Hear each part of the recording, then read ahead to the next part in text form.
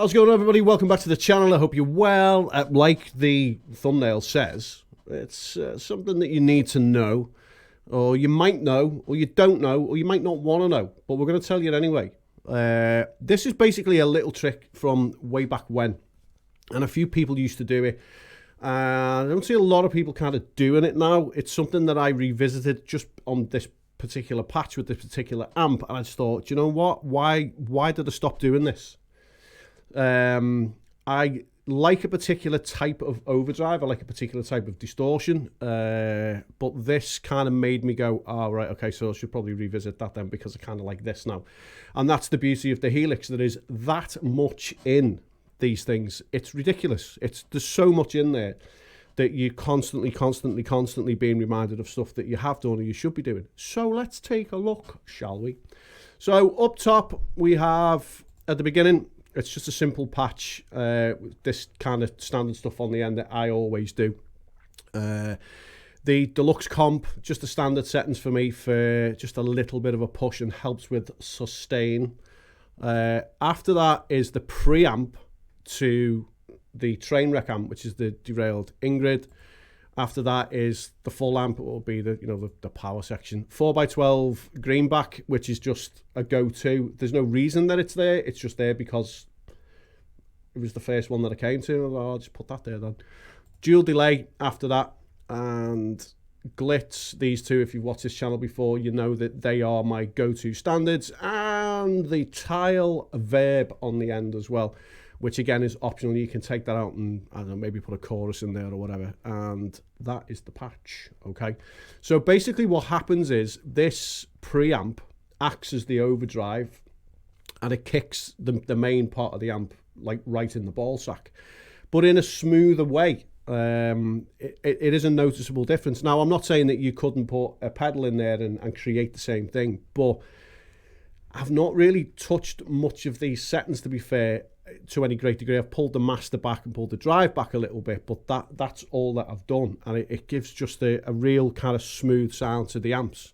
And again, it's not new. It's been around for a long time, but I don't see a lot of people using it. So this will be just the preamp going into the cab.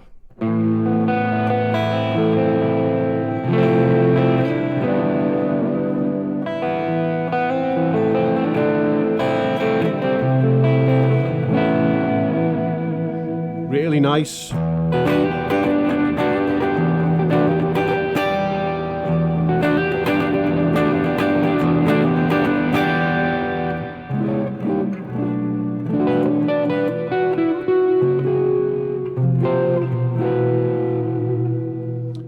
Jazz on a Tuesday afternoon. So what happens then is that down below on the Helix, I've just set one switch. I've not put any snapshots. I've not assigned anything to the pedals, because you can do that yourself, because you're a grown-up person, human. You're not a baby. I'm not your real dad. And it just basically says amp sections. So what happens then is that both of these come on at the same time, which some of you sound engineer experts now will be sitting at home absolutely shitting your pants, getting ready to tell me what I'm doing wrong, but I'm not. So if I click that button,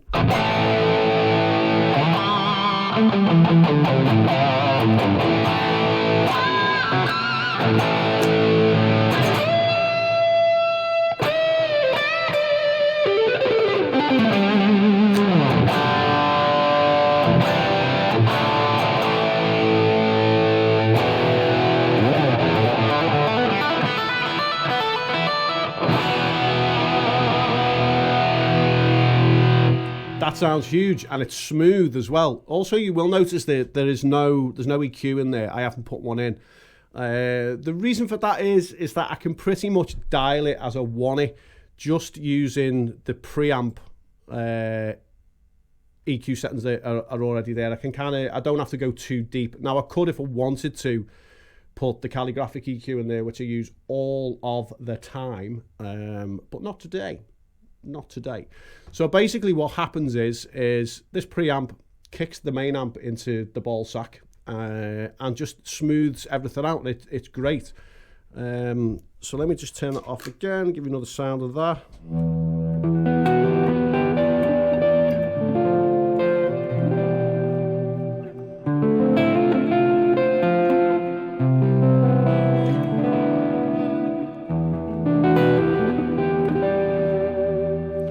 if we wanted to get all like super luscious, that's a thing, we could probably take, let's see, we just take a stereo Trinity chorus maybe, and we'll just move that along to after the amp.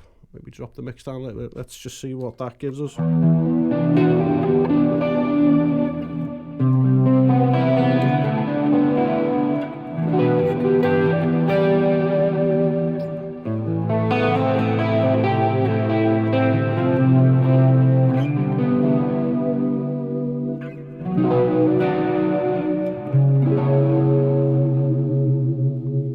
I mean, that sounds, I like it, you know. I think if you were wanting to get maybe a twin amp kind of sound, you know, get one side clean and one side like ridiculously dirty, and you weren't confident or you weren't liking what you were doing with the drive pedals. Not to say that the drive pedals in the Helix are shit, because they're not, they're amazing. I would be tempted to start using the preamp. So basically the trick is just pick your main amp, separate it with the cab, pick your preamp, and then just dial everything back a little bit, and then just start pushing it up in increments. That's kind of what I do, is I just pull everything back and then just push it to the point where it's behaving itself, if you like, if that's a thing. Not that I'm a big fan of behaving myself at all. So let's go back to the Legacy. I will drop the tile back on the end. Settings for the tile is I just take the pre-delay off and drop the mix down a little bit. Drop the decay down to that. And then we will save. Okay. And then that then gives us what we just had.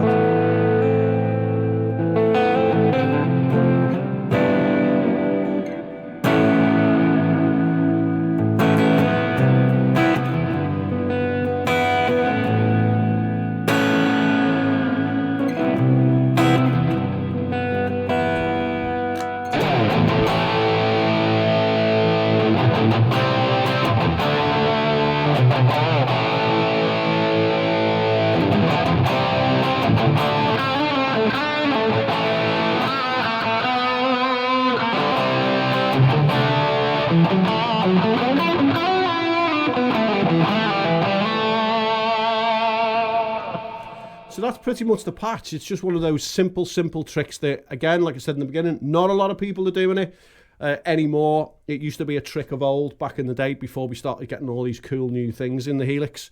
I'm probably going to continue to try and do this in the next couple of patches. It'd be interesting to see what happens when I do it on my live patch with the 5150.